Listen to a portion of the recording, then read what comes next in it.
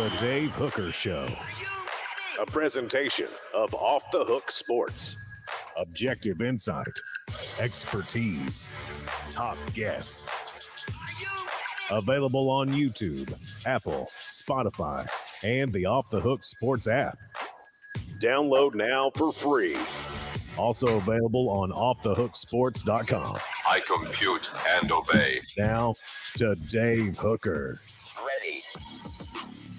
We are off and running to begin a huge week as the SoftVols didn't really surprise anybody because they did exceptionally well and they advanced. And then the Diamond Vols did kind of surprise some people based off where they were headed, and kudos to them. So a big lineup on tap as we're going to discuss four downs. Josh Heupel versus other second-year coaches in UT history. But help me with that because I was thinking about our production meeting.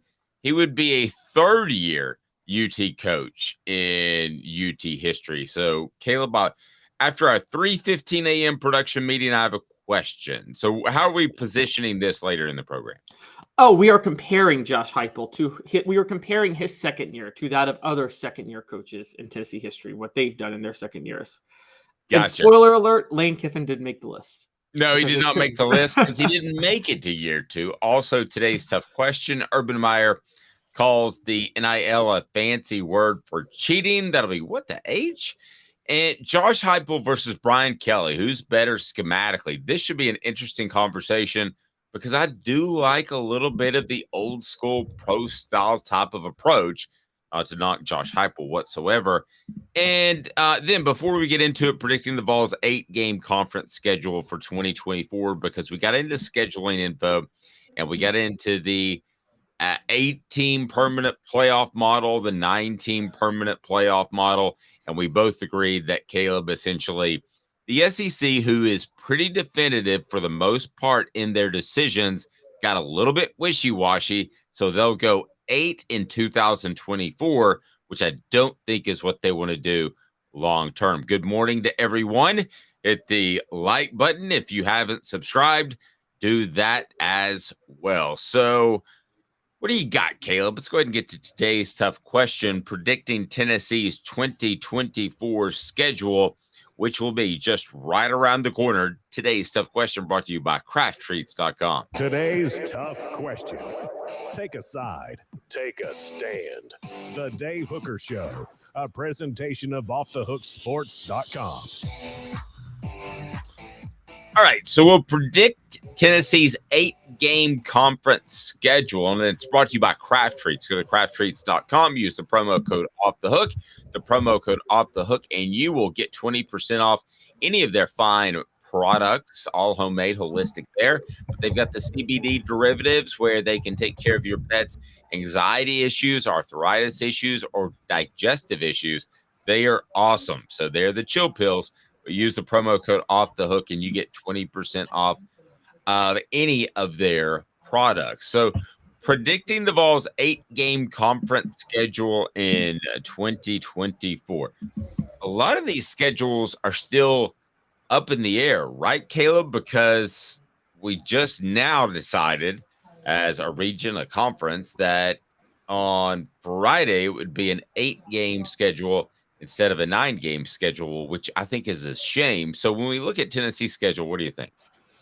So my guess is, based on things I've heard, because this is such a stopgap moment, because really they just couldn't come to an agreement, I do believe they're going to keep all the rivalries they can intact for 2024, which leads me to believe that Tennessee is going to still be playing Vanderbilt, Kentucky, Florida, Georgia, and Alabama. I think they're going to play all 5 of those games next year. They had better, and if that's your stopgap, then I can roll with that. I hate that they're even having to use a stopgap. I think it's a sign of some troublesome leadership at the top. I don't want to call it incompetent because I think Greg Sankey does a great job for the most part. But yes, this is not a good sign that Tennessee and the other SEC schools are a little unsure about their schedule past 2024. So I hope it's as close to what Tennessee had last year, because I like all of the rivalries pretty much except for Missouri, to be real honest with you. Missouri could fall off the face of the earth, and I would be fine with that. But I hope it pretty much stays status quo and stays the same. And isn't that part of the reason that you're doing this stopgap situation in 2024? I would think. Yeah, that's the big reason. And I'm with you. I like the rivalries. Even people are going to call me crazy. I know Tennessee Kentucky is not a rivalry in football, but it's a college sports rivalry in the sense that Tennessee dominates Kentucky in football, Kentucky dominates Tennessee in basketball. And basically, where the rivalry comes into play is one team likes to try to get the better end of upset the other team in one of the other sports, basically. Okay, And so let's do this for just a second if we can. What are the rivalries that Tennessee has? Because Tennessee, and listen, if you're another school we mention, don't take this as any sort of insult, or if you're another school we omit, don't take this as an insult, because Tennessee is a weird school that has a ton of rivalries, right? I mean, they have a ton of rivalries and no like natural Michigan Ohio State style of rival. Or I was going to use Auburn, Alabama. I mean, there's no, this is a rival that can't go away. They're all like, these are good rivals. Yeah, it's like that date you go on, you're like, yeah, that was a good date. That wasn't a great date. It's not like I met my soulmate, and it wasn't a complete dump either, where I'm never going to call the other person back. But they're all kind of really, really good dates where you're like, there's a possibility there. So Tennessee, Kentucky is a rival because partly of basketball. Tennessee, last I checked, was number 2 overall in basketball wins in the SEC to Kentucky. That's been a couple of years old, so somebody could have surpassed that, but Tennessee was number 2. So that's kind of a combo guard rival thing. Vanderbilt, if you're over 70 years old, that's a huge rival, and it's in state. Georgia, to win the East, has become an incredible rival. Same thing for Florida, even more so because Florida had a guy named Steve Spurrier that had Tennessee ties. Alabama, we know Tennessee, Alabama. South Carolina, to me, is not a rival at all. But the ones that I mentioned, and tell me if I'm leaving somebody out, which would be Georgia, Florida, Kentucky, Vanderbilt, Alabama, all have a strong argument that they should be on Tennessee's schedule. Let me hear from the message board, and you tell me what you think. But those are the ones I would hate to lose. And then after that, you can just kind of rotate people in, whether it's the LSUs or the South Carolinas. Again, I'm talking in fantasy world. This is what I would want to happen, Caleb. This is not what I'm predicting will happen. Yeah, it's going to be even when it goes to 9 games, it's going to be a 3-6 model. So you're going to have to get rid of 2 of those rivalries. My guess is Tennessee is going to have to drop. They're going to have to drop Florida, Kentucky, and Georgia, because by default, the SEC needs 3 teams for South Carolina to play permanently, and I think Tennessee is going to be one of those teams. And so it'll be Tennessee, it'll be South Carolina, Vanderbilt, Alabama. As for next year, I think they can keep all 5 of those games for next year, at the very least. And honestly, next year, bring some old rivalries back. You got a little bit of flexibility with an 8-game schedule, so have Tennessee play Ole Miss and Auburn too next year. Well, I'm fine with that. But when we look to 2025, what are going to be the rivals? Are we going to be all back in this debating once again, or are we going to figure out what's best and then go with that this year? We're going to be all back in it in 2025. And it's going to be who will either it'll stick at 8 games, which is just going to be, I don't know if they can stick at 8 games, or we're going to see them go to 9 games and there will be a 3-6 format. And at that point, it'll be who should Tennessee's 3 permanent opponents beat. And it'll be a debate amongst those 5 or somebody else. I think the 2 most untouchable Tennessee games are Alabama and Vanderbilt. Say what you want about Vanderbilt. It's the 4th most played game in the SEC. No one's touching the Vanderbilt game. I don't care what people feel about it. They're not going to touch it. No, and I don't think Tennessee wants that to go away because, again, you and I have debated recruiting the mid-state area. I do think it's going to end up being good. I could be proven wrong, but I think within 2 or 3 years, you're going to see a bubble there, and you're going to see that be a good recruiting area. So if you're Danny White, what do you want the 3 games to be? Let's assume that it goes 9 games after 2024. Surely to goodness it will, right? Yeah, it would have to. I think if you're Danny White, you want Alabama, Vanderbilt, and this is where you throw tradition aside. I think you want Georgia because you talked about recruiting. You want to be able to go into Georgia every other year and play football. I just agree. for recruiting purposes. I agree. And I know we talked to Cooper and Jacob, but they're not the only ones. I talked to former players. They don't want the schedule to get easy just because it can and it could. I mean, you could say Kentucky, Vanderbilt, Alabama, and that's not going to be the three, but you could say those three, and that would be pretty easy and be a benefit to Tennessee. But the players that I talked to and the former players, they want to play the tough ones. You mentioned Georgia. I agree with you, but I don't want to agree with you. I take Georgia just slightly over Florida because, I grew up in the Florida series time. So emotionally, I'd rather have Florida.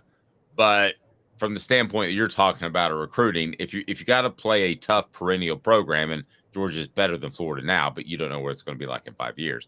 If you'd rather play a tough perennial program that's in the East, what remains of it, then it's got to be Georgia because you want the recruiting exposure there. Oh, I agree. And I never thought about that in the past. And it didn't hit me until you've talked to me about more than anybody about how much Tennessee relied on South Carolina to win the national title in 98. Well, what happened? South Carolina joined the SEC in 1992. And I'm pretty sure Tennessee playing South Carolina every other year in South Carolina helped them recruit that state pretty well. And I never thought about the concept that playing schools like that.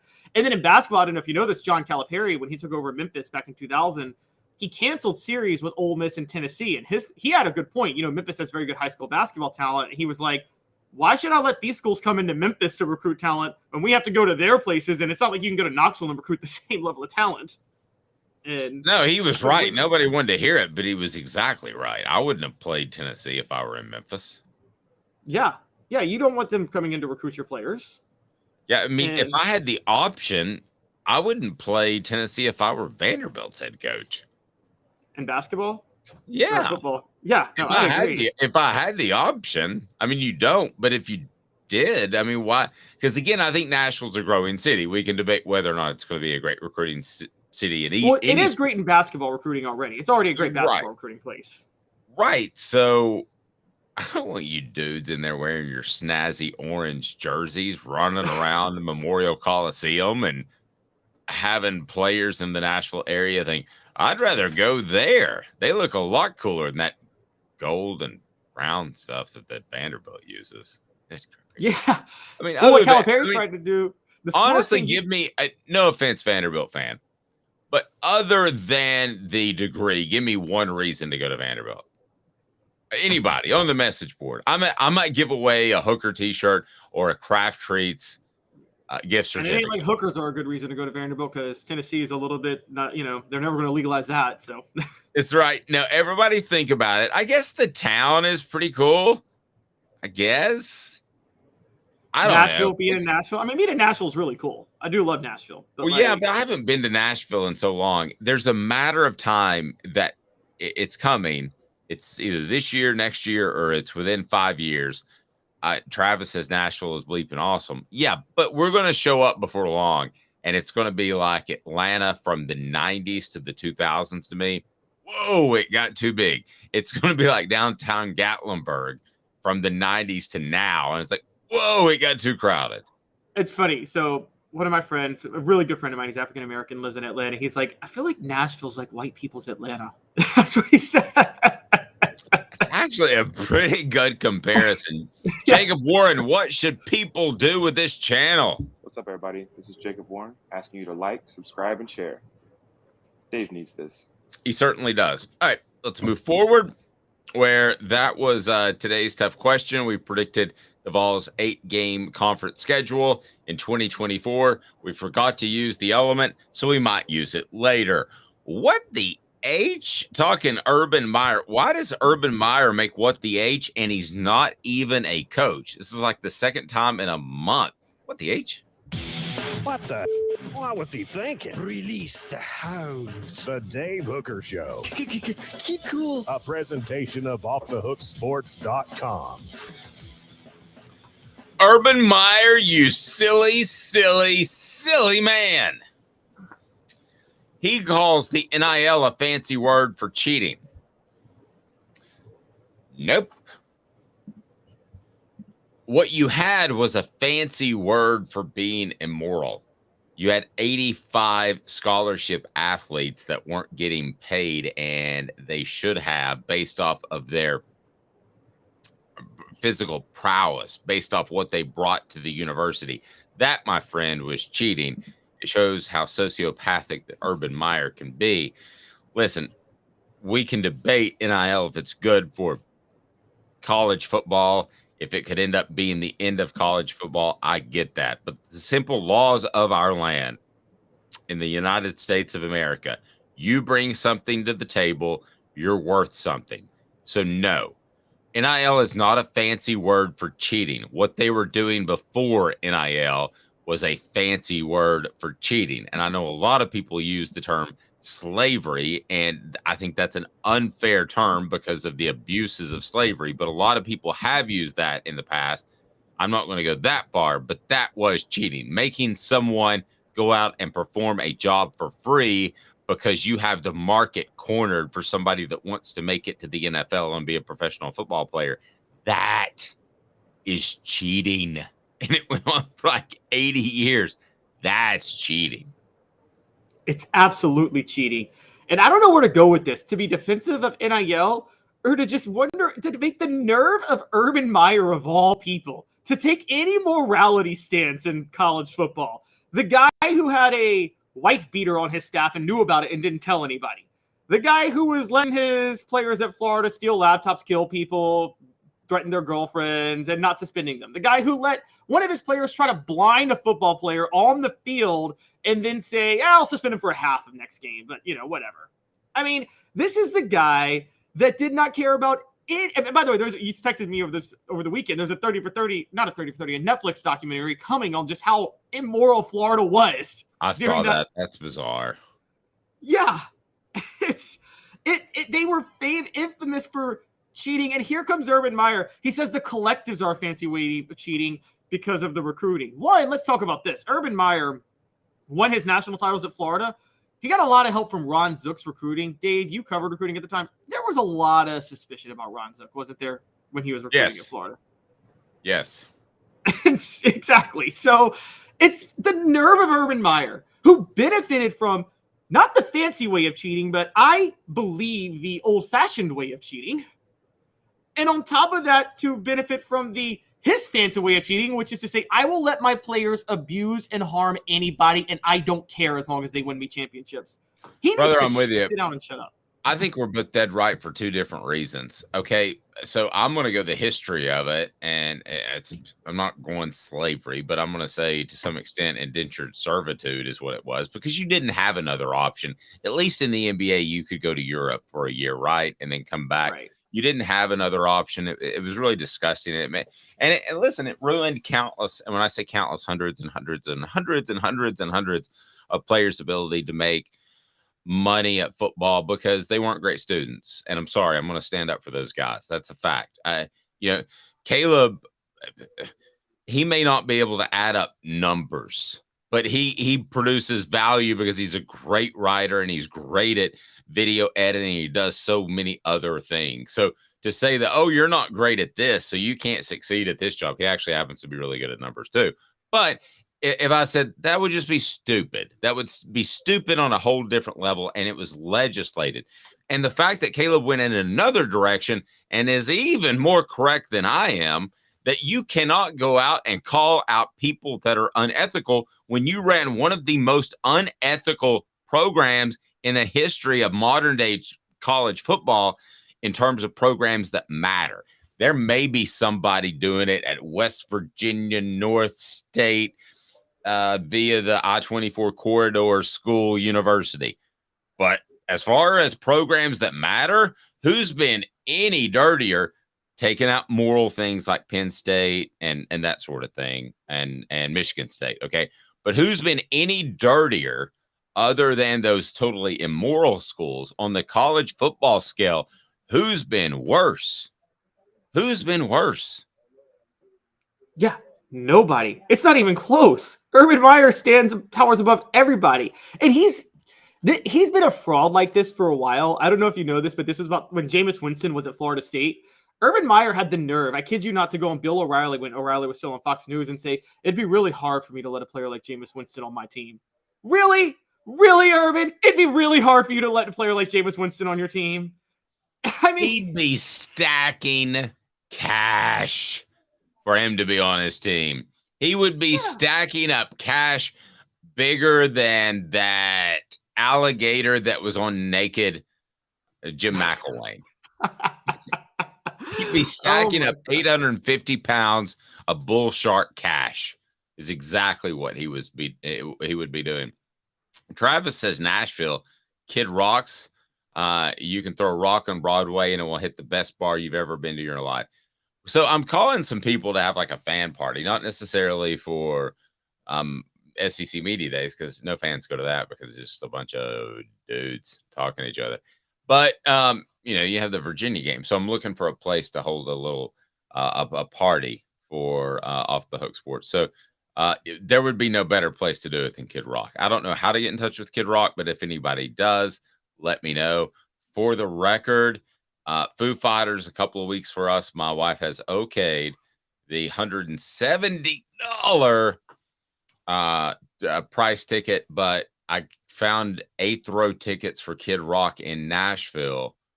They're about $500. She hasn't okayed that yet. Should she okay that, Caleb? No, because Kid Rock railed back in the day against artists who charge too much for their concerts, and look what he's doing now. Sell out. I thought you told me that Ticketmaster got their claws in that or something. Yeah, but Kid Rock was like, what Kid Rock was taking the stance on, I won't perform at the venues that do that. Well, it looks like you're going to perform at the venues that do that, Kid Rock. And also, I don't like Kid Rock's like whole like fake redneck persona. You grew up in the suburbs of Detroit, okay? And you're pretending like you're some country boy who grew up in the rural areas of No, you are a suburban kid. He pretended to be some hip hop kid in the 90s, like from inner city Detroit. He's not. Now he pretends to be some redneck. He's not. Although, to be fair, kind of fits in with Nashville, because the one thing Nashville is like it's like a fake redneck town. It's a bunch of kids who grew up in the suburbs that pretend they grew up redneck. Same way Atlanta. Most of the people there aren't even from Tennessee.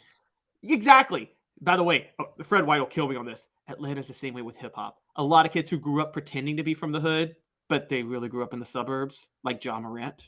If you see Kid Rock in concert, it will change your life. Oh, I'm sure he's musically he's very talented, and I'm sure he would be great in concert. I just don't like the fake redneck persona. I never like it. I didn't like it when Kenny Chesney did it. Okay, I didn't like it when these country music artists put on makeup and cowboy hats and tight jeans and pretend they grew up redneck when in reality they grew up in the suburbs and privileged as heck, and like they never worked a day in their life for anything. I thought you were a big Taylor Swift person. She doesn't fake being a redneck. She owns being pop. Okay, 2 minutes. And how does Josh Heupel compare to other second-year coaches in SEC football? In Tennessee football history? He does all right. Let's just say that. 2 minutes back. Josh Heupel's stance in history. I think you'll be pretty impressed when we look back at the former Tennessee coaches that have been in his shoes heading into year 2, because last year was year 2, and they won like 11 games. Stay tuned off Thug Sports. And Craving Wings South North Shore location, where we've heard people say that you can get the best wings in East Tennessee. Pero ¿quién es este? El número 87, Jacob Warren. I'll just do 6 in my sauce 87, please. Imposible, señorita. Dale 6 más. Look at these wings. Perfectas, deliciosas, fantásticas. Man, I don't know what you're saying, but it sounds awesome. How do you say fresh, never frozen in Spanish? Frescas, nunca congeladas. Make your way to Craving Wings and get you 6 más. But what was funny about Cadis, we were a full continuum of care at that time.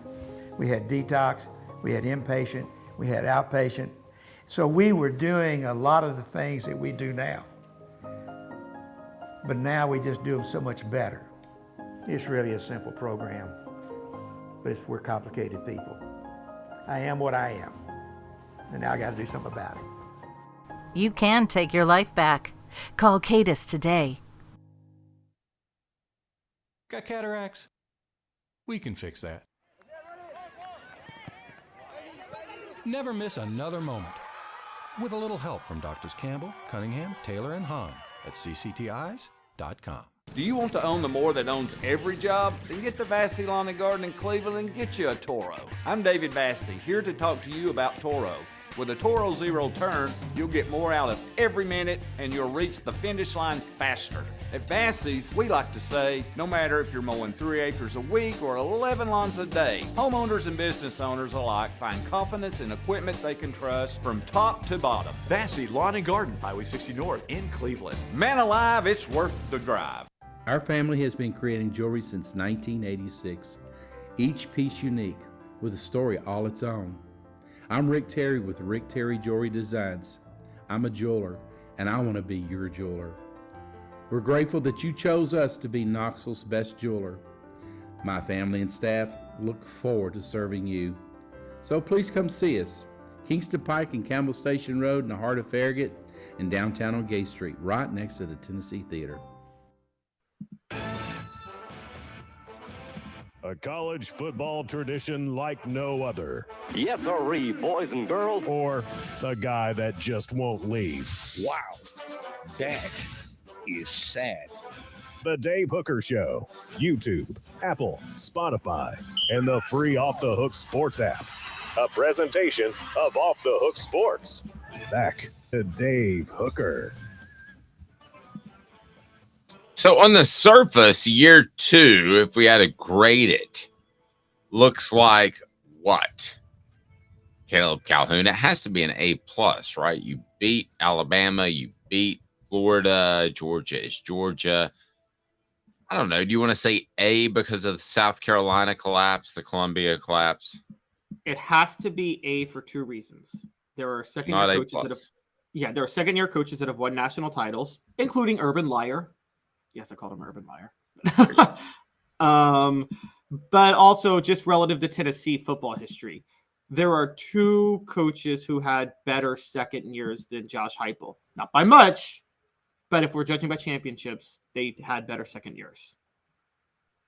Let's get into that right now, and it will be 4 Downs. 4 Downs is brought to you by Andy Mason of AndyMasonRealEstate.com. Andy Mason of realestate.com is absolutely phenomenal. I will tell you more about him, but first, it is 4 Downs, and it's brought to you by AndyMasonRealEstate.com. Taking a look at Josh Heupel and where he ranks among Tennessee and SEC coaches that have completed their second year. Should be pretty good.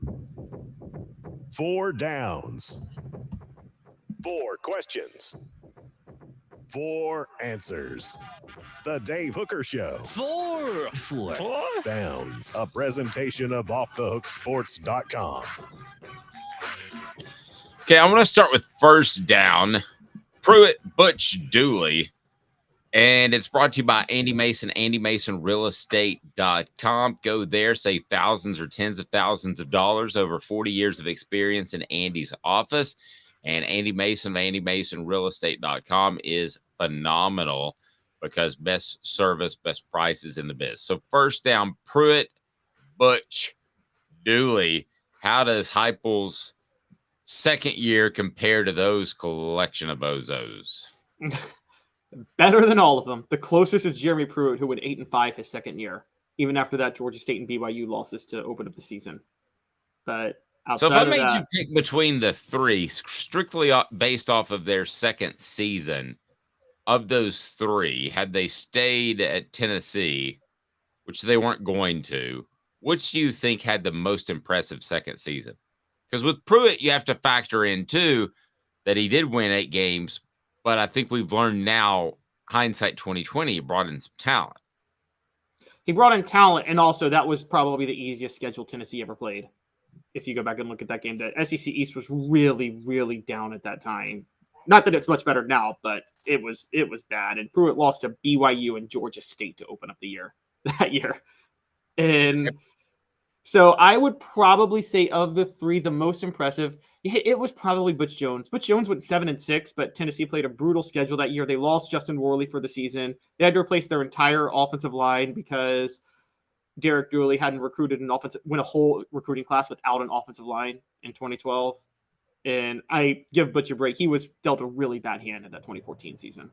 All right, so Butch, compared to those 3 guys, gets a Hey now. And they get a You suck. Second down. Heupel was way better than all of them, to be fair, but yes. Yes. Second down, Philip Fulmer. Where does he rank? So here's my question to you. Do we count Fulmer's second season 1994 or 1993, given the fact that he partially coached in 1992? Man, I thought you'd go there. I would probably count it 1993 because you didn't have to clear the program hasn't been recruiting at a high level for a while, which you do with most second-year coaches, right? So, yes. I mean, and he was in charge for a good part of the year anyway. So I'm going to say 93, but let's take a look at both years on Second Down, brought to you by AndyMasonRealEstate.com. So 93 was the seventh. It'd be the seventh best second year in Tennessee football history for coaches. There were 6 others. Pretty good. It is. But if you do 90, because he went 10-2, but I argue the 93 team underachieved. If you look at the talent on that 93 team, there's no reason they shouldn't have won a national title that year. Honestly, they were loaded with talent. That seemed, when you ask about year 2, it made it difficult because year 3 to me was kind of like the transitional year where it was Philip Fulmer got his claws in it and that was his team. Whereas 92, you didn't have the year 2 bump in the road. I'm sorry, 93. You didn't have the year bump in the road. That's difficult. Okay, so but anyway, and 94. Go ahead. Sorry. Yeah, 94 he went 8-4, and I think people consider that. But everybody, it was a healthy 8-4 season because of what you said. That was a very young team. That was the Peyton Manning class. Everybody knew that the next few years were going to be great. You probably remember, I was too young, but I'm guessing everybody knew the next few years were going to be great after 94, didn't they? Yeah, you had a really good feel after that. All right, so, and then they followed that up in the 95, 96, 97, 98. The 95 class was the top class in the nation. That was before widespread recruiting rankings, but most people consider that the top class in the nation. AndyMasonRealEstate.com. Third down, Caleb Calhoun. And the question I have for you is, how about a guy named Johnny Majors? Year 2, Johnny Majors. Take me back. All right, Johnny Majors' second season was not as disastrous as his first, but it was not good. He went 5-5-1. I don't know the sentiment of Tennessee at the time because I wasn't born until 1988, but I wonder, it seemed like Johnny Majors had a long leash for the struggles that happened in the late 70s, early 80s. And I'm guessing it's because of how beloved he was and people understood that Tennessee was so far behind on facilities. Because that and everybody had a longer leash. Nowadays, if you haven't made an impact by year 3, that's troublesome, right? Yeah, you're gone if you haven't made an impact by year 3. Yeah, so back then it was everybody kind of got 5 years. And if you stumbled upon to a good year in 4 or 5, you probably got 7 or 8 years. So I don't think it was just Majors, but the fact that he was a beloved son and had success at Tennessee certainly was a factor. But yes, you got a long, long time to get things turned around, which he did. But let's go to fourth down. General Nealand. How did he do in his second year? General Nealand had the second best second season in Tennessee football history. He went 8-0-1 that year in 1927, and Tennessee won the Southern Conference, its first Southern Conference title at the time. That year, Tennessee, so for people who don't know the story, General Nealand was hired to even the score with Vanderbilt because Vanderbilt dominated the series. Right. Not Alabama, not Georgia, not Florida, not Kentucky. It was Vanderbilt. That was the one. It was Vanderbilt. Yep. In 1926, he lost to Vanderbilt. In 1927, the year I'm talking about, he tied Vanderbilt. From then on, he dominated to the point to where by the time he retired for good, Tennessee had even the score with Vanderbilt. And this was the last year that he wouldn't beat Vanderbilt. So of the group we mentioned, who had the better second year than Josh Heupel? Is it It's just General Nealand, right? It's just General Nealand. But General Nealand did not have the best second year in Tennessee football history. Oh? That honor rests with, believe it or not, Bowden Wyatt. Hey now. who took over in 1955. General Nealon, for those who don't know, was forced into early retirement because of his health issues. He stayed on as athletic director, hired Harvey Robinson, one of his own proteges. Harvey Robinson didn't perform well. He fired him, and then he brings in Bowden Wyatt, who I think had like a lot of success at Wyoming or somewhere like that. And Wyatt just walked in there with spurs a jangling, the cowboy hat, I'm your Huckleberry. and there he is, ready to go. And it was 1956. Tennessee went 10-1. They lost the Sugar Bowl, but as I've told you guys, bowl games don't matter. Keith Jackson, till the day he died. Let me tell you about Keith Jackson. Are you doing with the announcer? Yes, the announcer. Okay. He claimed that he felt Tennessee should have been declared national champions that year. They finished number 2, won the SEC. Johnny Majors finished second in the Heisman that year.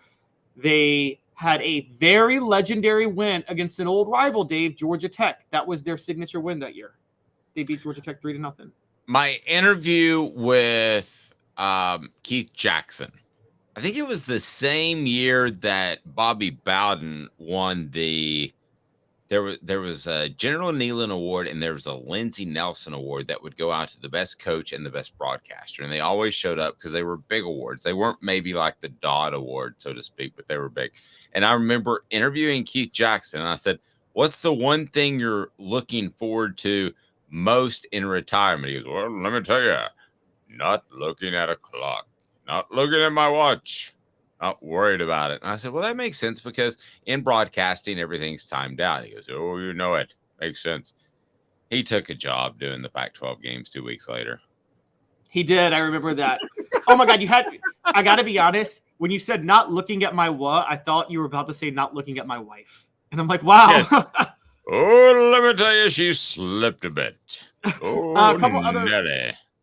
other names I want to mention, by the way, before we get out of this topic. Doug Dickey finished in the top 10 his second year, 1965. He did pretty good. And there were Bill Battle, 71, did pretty good, 10-2. John Barnhill, he was mentioned on the message board. John Barnhill, whether he finished in the top 10 his second year, for those who don't know, he coached Tennessee between Neyland's second and third stint, probably weathered the most difficult time period in Tennessee history. This was at the height of World War II. And Barnhill was having to lead the program those 5 years. And Tennessee was very limited in what they could do. All right. So our guy, Caleb Calhoun, has people getting rowdy. And we discussed this at our 2 o'clock and 40 minutes production meeting this morning. And I knew he would do so, but he's like, "I'm just going to do it because I'm not scared. I ain't never been scared." I was like, "Okay, you do it." Today's tough question.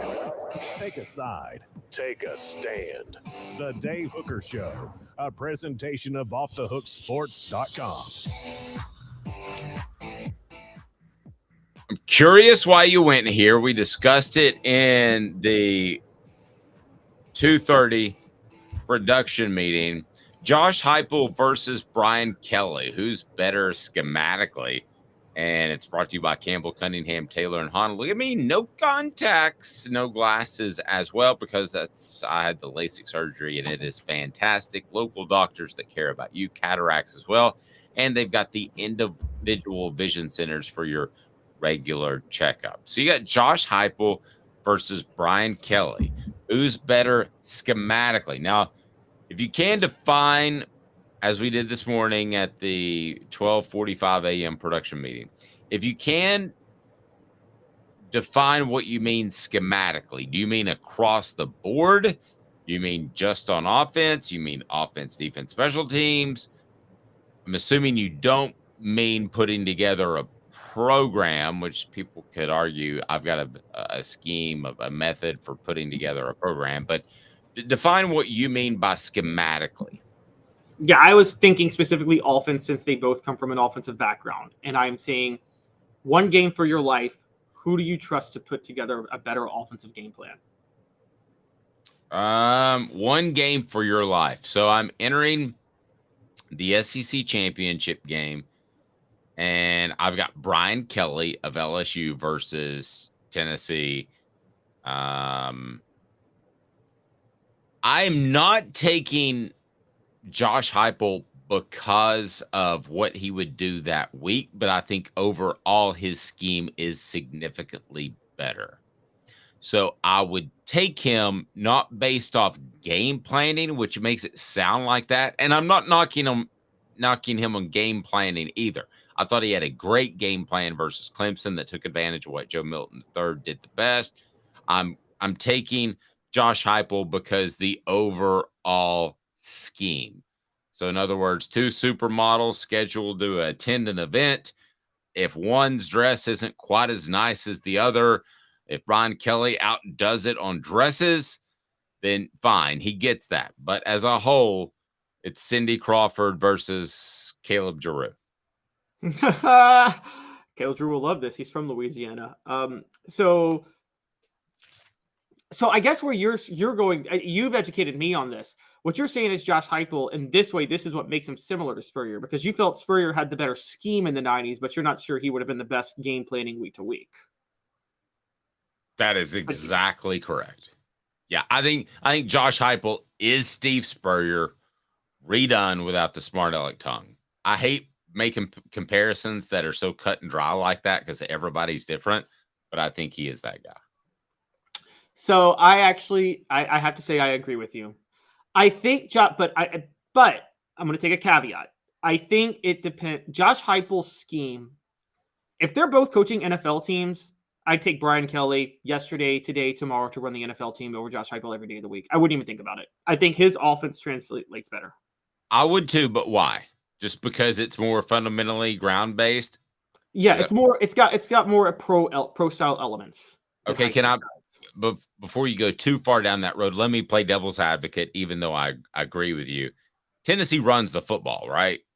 We all know that by now. Okay, so are you oversimplifying just a little bit? Again, I agree with you. I'm playing devil's advocate. But are you oversimplifying just a little bit to say that Brian Kelly's offense is more fundamentally based than Josh Heupel's? Because Josh Heupel's offense does run the football.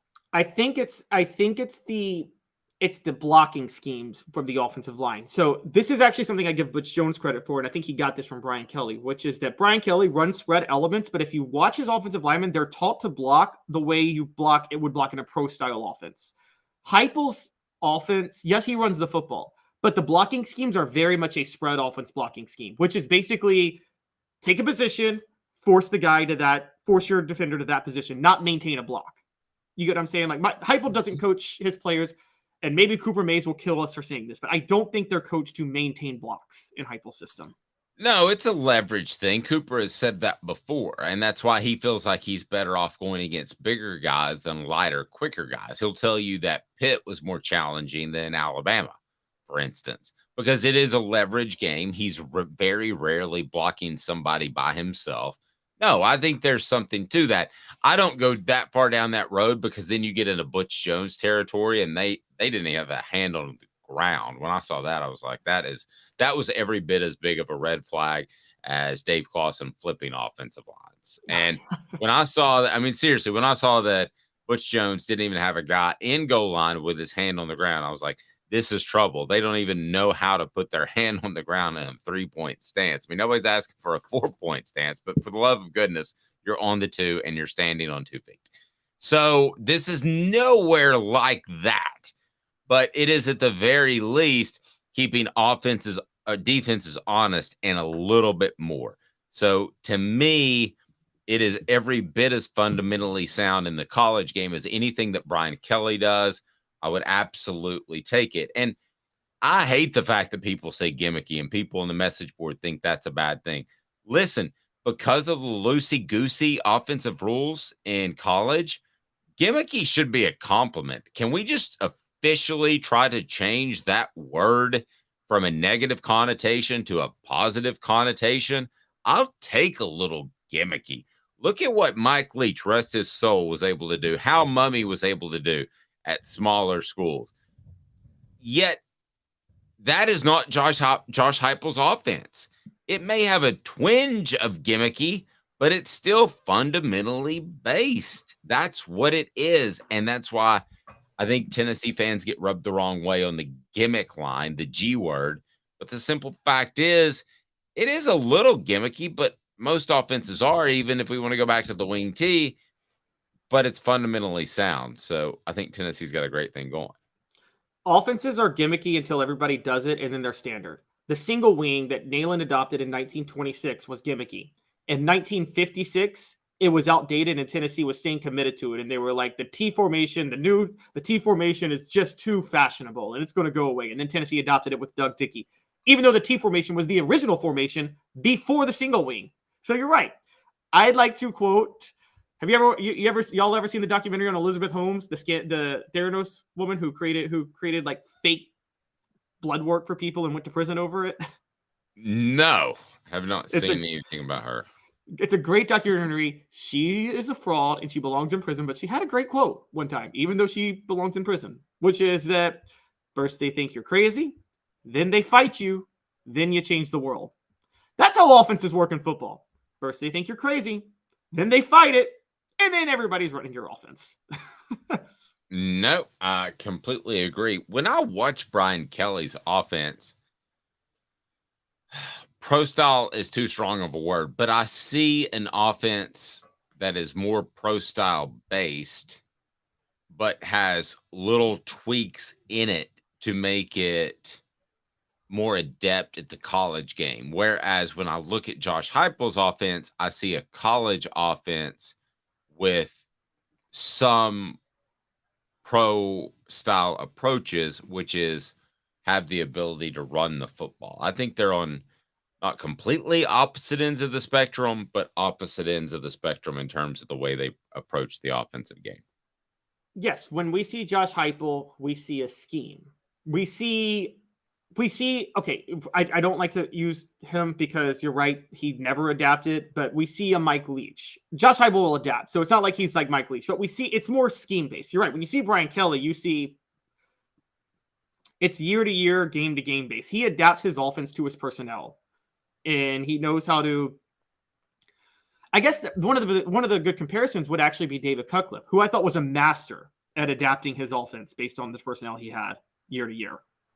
And he ran a standard pro style. Brian Kelly is more creative than Cutcliffe, but just that principle that they adapt their offenses, because Cutcliffe went, I will never forget when he just brought up the no huddle in 2007 out of the blue. He had never run it his whole career, but he was like, I got a senior quarterback and a great offensive line that's veteran. I'm going to run the no huddle.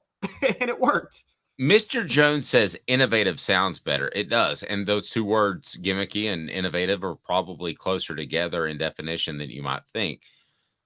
Gimmicky to me is what the Ravens ran the first 2 years in Lamar Jackson. Now, Lamar Jackson can throw now, and that was the idea that they were going to develop him into a thrower. So it sounds like an insult now.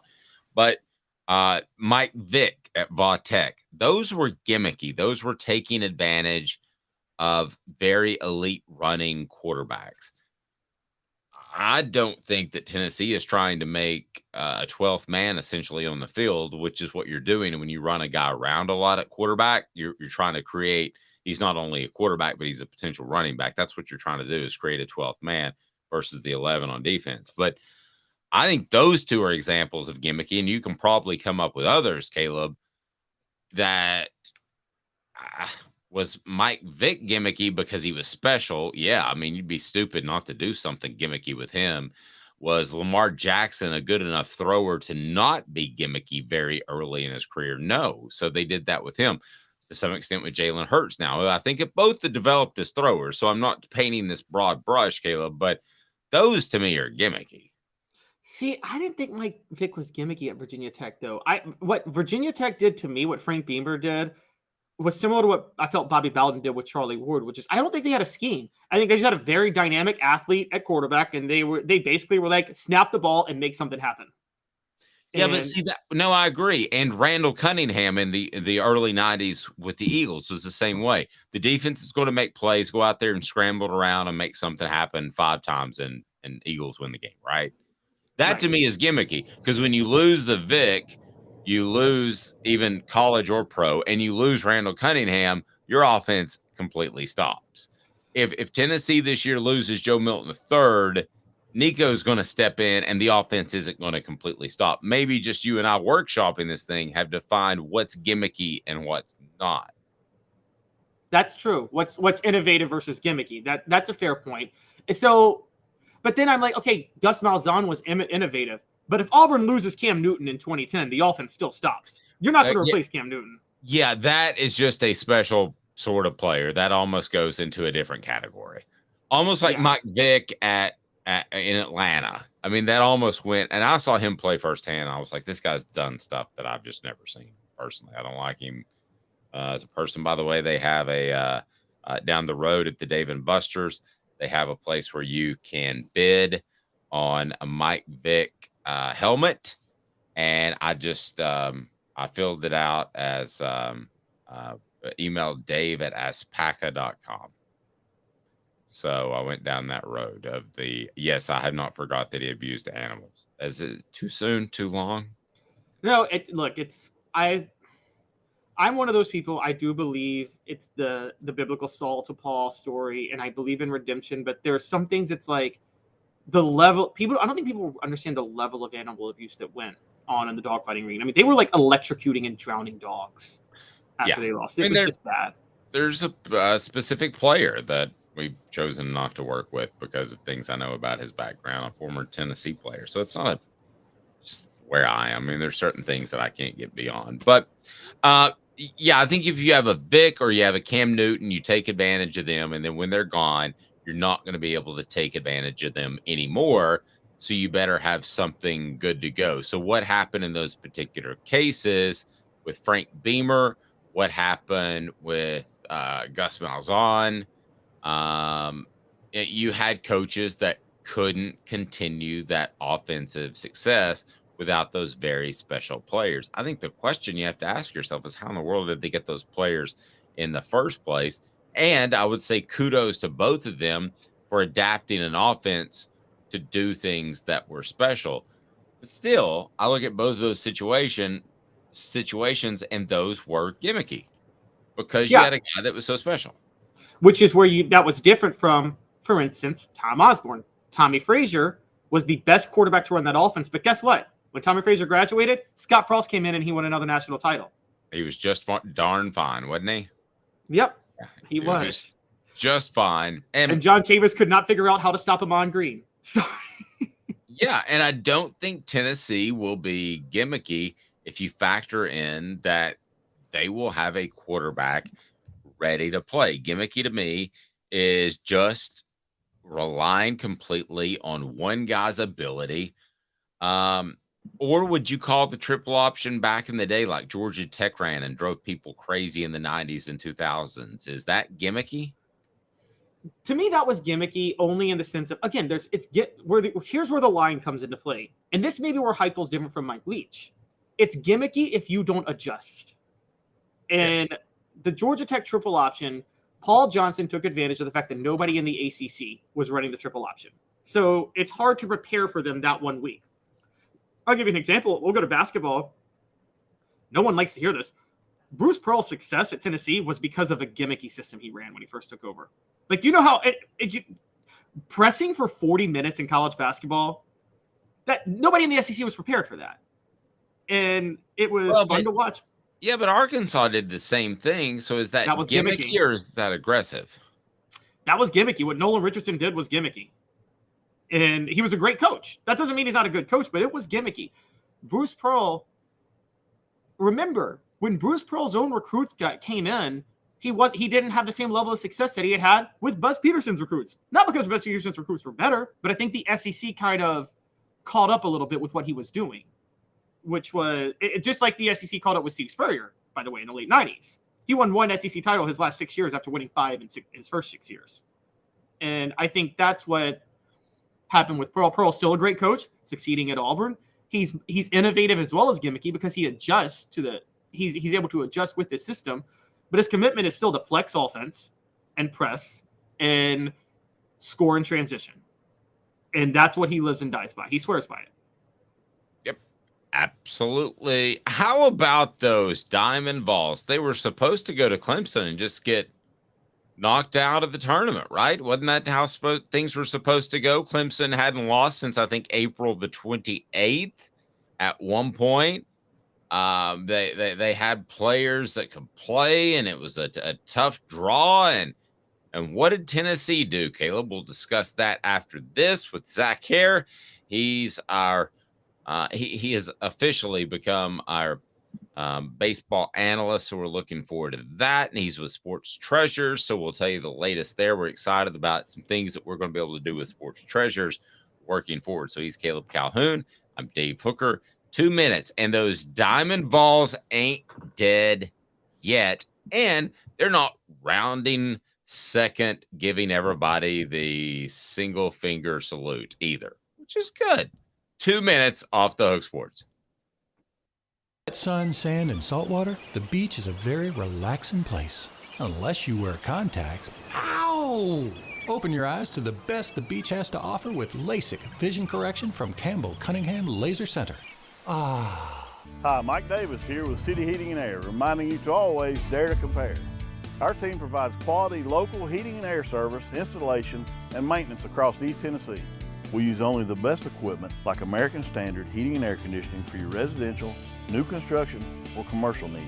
Honesty, dependability, and customer satisfaction have been the cornerstones of our business since 1961. City Heat and Air. Dare to compare.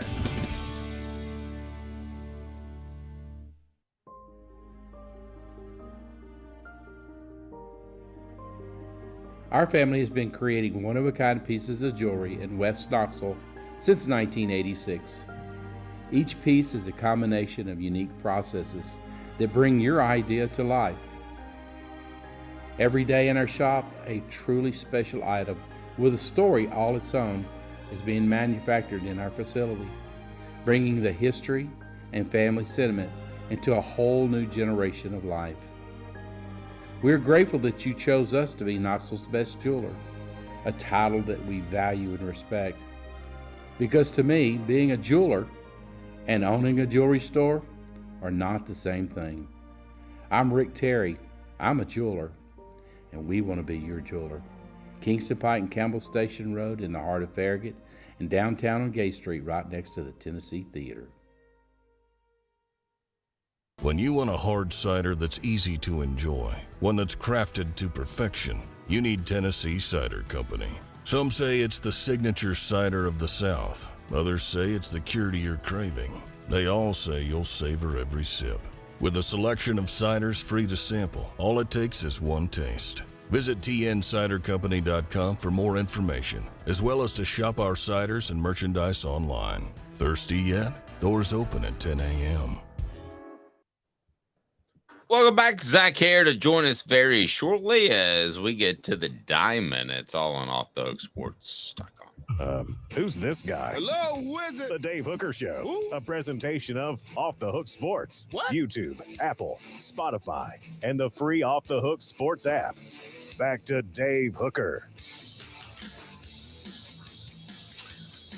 Rebecca on the message board. Gimmick. The definition is trick or device intended to attract attention, publicity, or business. Innovation. Introducing new ideas, original and creative in thinking. So if you want to talk Josh Heupel's offense, some people like to say gimmicky. I would say innovative. Zach Hare joins us now with Sports Treasures. Excited to start working with him very soon. And we had Zach on last week, and it was obvious he knew the Diamond Vols and he knew the SoftVols as well. So we wanted to hit him up again this week, regardless of what happened over the weekend. But Zach, as it turns out, things worked out pretty well. How are you, buddy? I'm doing well. How about you guys? We're doing well. Tell us what's going on at Sports Treasures before we look at the Vols and SoftVols, the Diamond Vols, all the Vols, and what they might be able to do headed into June. Yep. So the big one this week is Series 2 baseball comes out on, should be here Wednesday. So you'll have some of your bigger rookies in there. Anthony Volpe will be the big one for the Yankees. That's what we got going on this week. We had our anniversary sale last week. Got some leftovers still with as I was joking around here in our social media, it's we've got 3 racks of clothes up front of damaged, dirty, and slightly inappropriate clothing. And by slightly inappropriate, it's 2 racks full of Washington throwback Commanders. Nice. Well, I've got some Hooker shirts if you want to go with inappropriate yeah. that I can hook you up with. Let's Let's get rolling with the Diamond Vols. I mean, there's every reason for them to go to Clemson, not have the excitement of last year. Clemson was on an incredible run.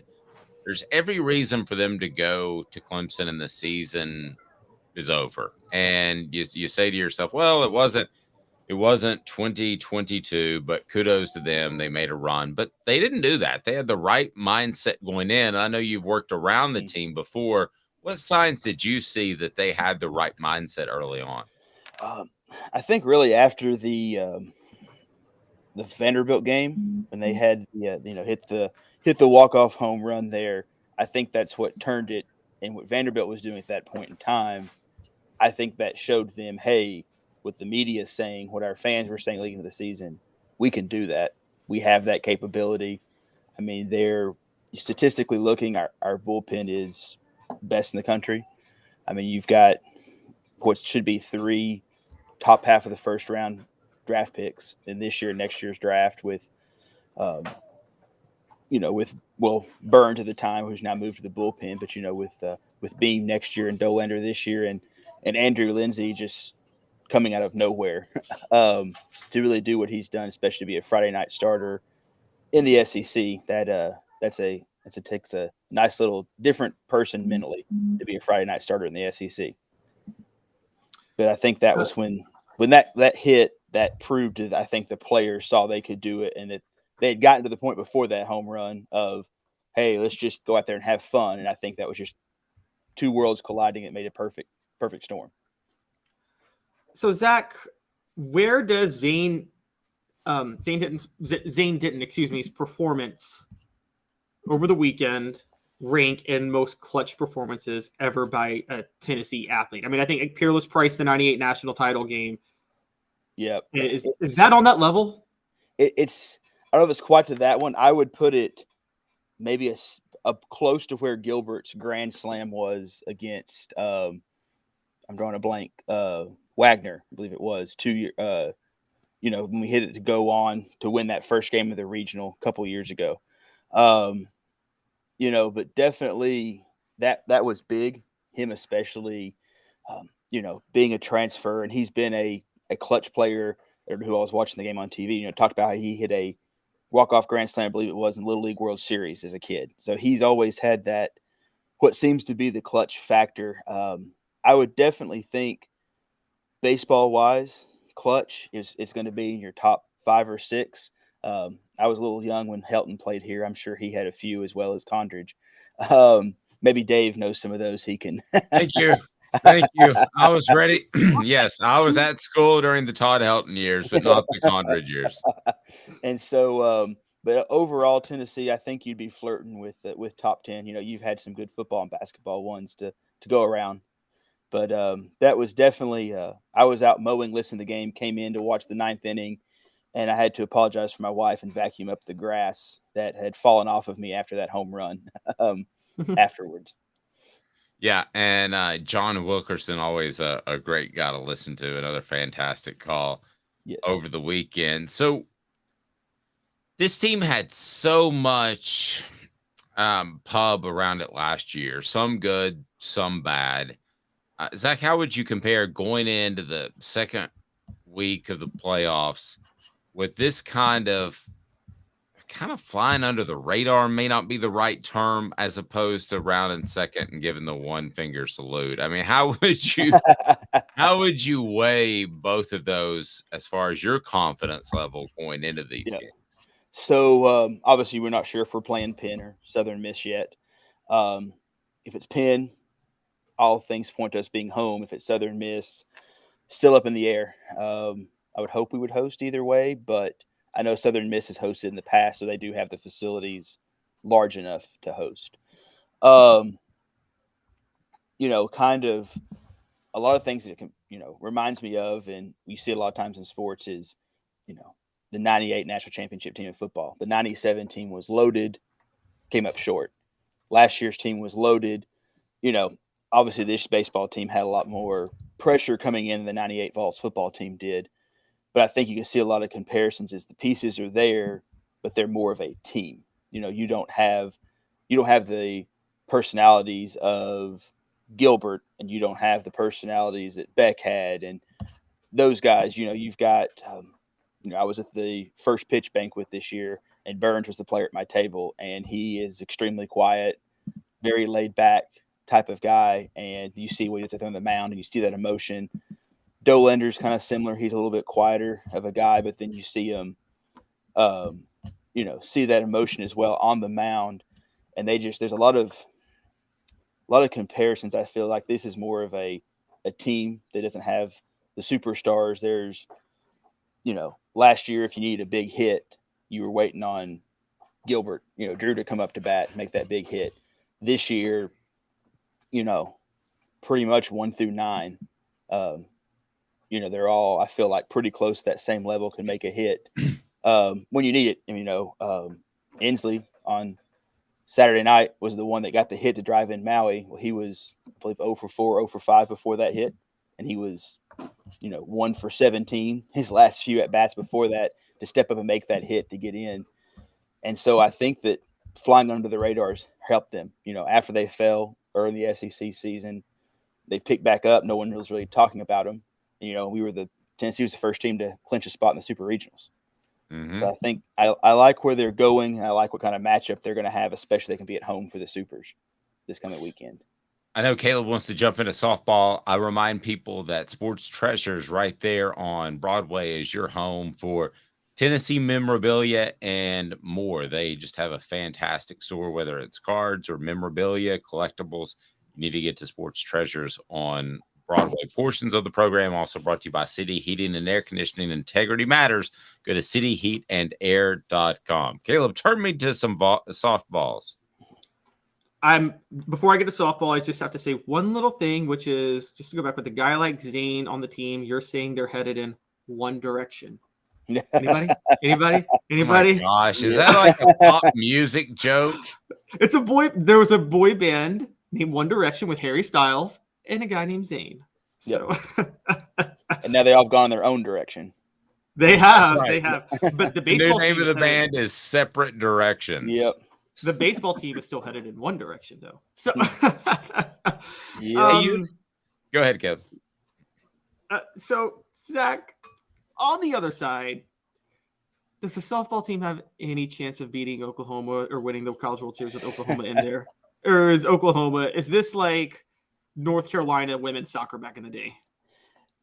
It's going to be tough when you got to beat them twice. There was an article here in I believe it was the paper, Friday, Fridays when they played Oklahoma, I believe. And they talked about, I read through it, and Karen Wickett talked about how she had rested her 2 pitchers to basically save them for their 2 games coming up today, or game today and then possible game tomorrow against Florida State. Oklahoma is so good across the board. I don't know. I mean, you might get them once, but to have to beat them twice, it's kind of the old adage, if you beat them in game 1, they're going to be ticked off in game 2. Of course, anything happened in game 3, but then if they beat you in game 1, can you put it together for 2 back-to-back games? But I think it's going to be tough. I think Florida State will be they're a good matchup with Florida State, hopefully to at least get to the championship series, as they said multiple times on the TV this weekend with Charlotte. If Tennessee gets to the championship series, they'll have their chip in their chair, and that's all you can ask for. Hey, Zach, I know you're at Sports Treasures right now, so we want to let you go here in a little bit, but there's a fine line between knocking on the door, like just every year, year in and year out, and then not winning a championship, and then it almost works against you. Where are the weeklies right now in your mind? Because they're knocking on the door. Reminds me of Florida State in the 90s, to date myself. And they're knocking on the door. Tennessee was one of those teams in the 90s. But at what point do you wonder, I'm not sure that they're going to actually be able to get it done for whatever reason? I don't know if it's so much them, but the teams that are around them. I mean, if you look at what they have this year, pitching is phenomenal. They've got great hitting. They've got all the parts you're looking for. I think that, kind of like we said with UNC in the 90s with soccer, you're just facing a juggernaut, unfortunately, that you can't – I don't know what you can do to topple it, but I don't know, I think they can get it done here. We talked about, other week. I think they have the parts here, but I would say they're knocking. But until Oklahoma decides to give someone else a chance, I think that knocking on the door may be the ceiling. All right, great stuff. Go ahead, Caleb. I would just say, I would also point out that to think about women's sports, a lot of people don't know this because it's crazy to think about, but in the 70s and the 80s, Pat Summitt was knocking on the door a lot and could not get over the hump and win a national title. Yep. And then she won 8. Yep. Great point. All right, so what do we got going on, Zach, at Sports Treasures? People need to get down there now. Yep. Yeah. Like I said, getting ready for should be Wednesday, should be here. Series 2 baseball. That's their big flagship, one of the big flagship products for the year. We'll have that in stock. A few other products come out this week. Geared up, getting towards the heart of baseball season, and then football season will be here before we know it. Yeah, well, trust me. We do have a bunch of UT signed mini helmets behind me that we got in this past weekend from somebody. So, yeah, the 98 championship guys. Yeah, Zach had me in, and he just wanted me to sign a bunch of helmets. So yeah. It actually devalued them tremendously. Yep. So now our Hendon Hooker shirts are dual purpose now. That's right. Dual hookers, whatever that means. Yeah. All right, Zach. Have a blessed day, man. We appreciate you. Look forward to working with you. Sounds good. Thanks, guys. Talk to you later. Zach Harris, Sports Treasures. Portions of the program brought to you by Bassey Lawn and Garden. Man alive, it's worth the drive. Industrial commercial mowers, whether you're in Nashville, Knoxville, or Chattanooga, get to Cleveland, Tennessee for Bassey Lawn and Garden. Toro, count on it. So I'm going to give you one more chance to vote. Who goes further and or wins a championship, men or women, on the Diamond? I'm going men because of what Zach talked about. Oklahoma is, they're like the Oklahoma football team of the 50s, that had that 47 straight game win streak with Bud Wilkinson. That's what Oklahoma softball is right now. Or the Nebraska of the 90s that Tennessee ran into a couple of times. That's true. Tennessee was better than that Nebraska team. Yeah, shorter span, but right. They did what they did, and they were probably going to beat you at it. Yeah, I just maintain that if Peyton Manning's not hurt and Tennessee has a defensive coordinator that knew anything about the triple option, Tennessee could have won that game. What year? 98 Orange Bowl. Yeah. 97, 98. 97, 98. Yeah. Well, Peyton shouldn't have played. He was also on David Letterman showing off his big swollen knee like 4 days before the game, which was not the smartest move in the world. I mean, his pants wouldn't wrap around his knee. Do you remember that? I actually do, funny enough. And I actually remember there were questions about his NFL future because of that knee for a minute. Yeah, it was a bursa sack. So there's one sack you don't want to hurt. It's a bursa sack. That ain't the only sack you want. He's Caleb Calhoun. I'm Dave Hooker. Weekdays at 10 o'clock. This has been a presentation of Off